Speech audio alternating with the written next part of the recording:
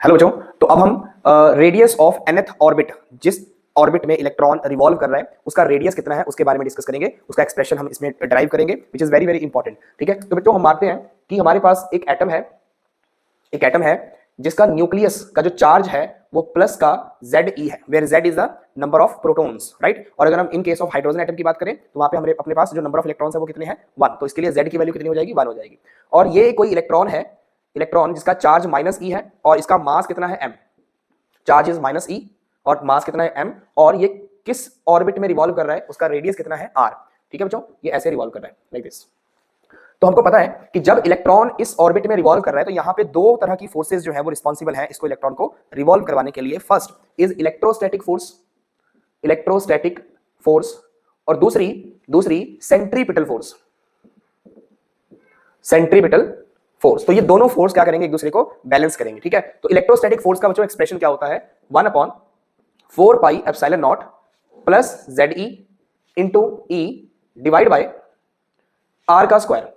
ये आपने पढ़ा हुआ है कूलम्स लॉ में फोर्स का एक्सप्रेशन पढ़ते हैं 1/4πε0 Q1 Q2 divide by R square. This is expression for electrostatic force of attraction between this electron and the nucleus. ठीक है बच्चों, तो सेंट्रीपिटल फोर्स का एक्सप्रेशन क्या होगा, what is the value for centripetal force, that is mv²/r। mv²/r is the centripetal force. तो यहां पे हम क्या करेंगे, Ze² divide by 4πε0 r equals to mv²। यहां पे बच्चों एक r से हमने एक r कैंसिल कर दिया तो अपने पास ये एक्सप्रेशन बन गया।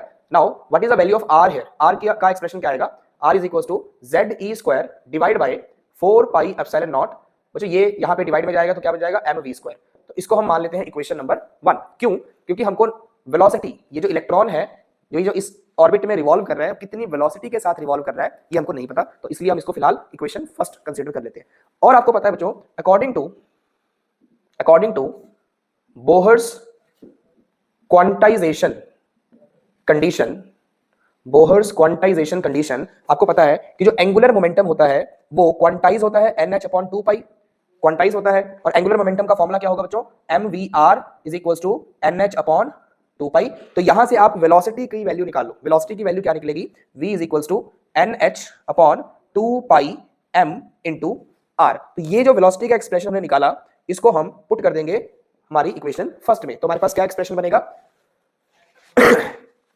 तो r is equals to Ze² divide by 4πε0 m v²। बेटा v² करोगे तो इसका स्क्वायर करोगे, इसका स्क्वायर करेंगे तो क्या बनेगा, n²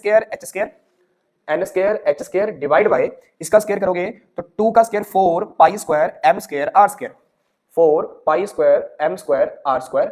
तो ये बना।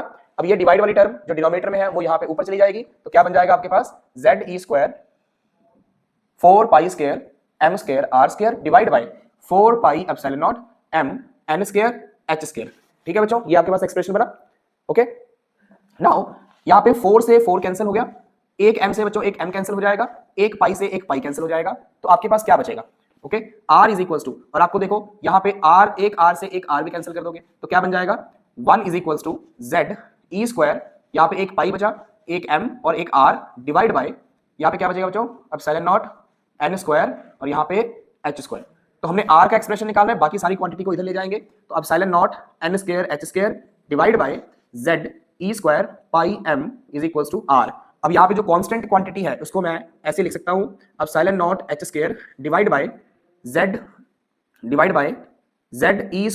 πm into n²। आप चाहो तो z को इसके नीचे यहाँ पे लिख सकते हो। So this is the expression for radius of nth orbit. यहाँ पे n की वैल्यू 1 2 3 एंड सो ऑन होगी, and this value is constant, और इसको आप r0 लिख सकते हो, r0।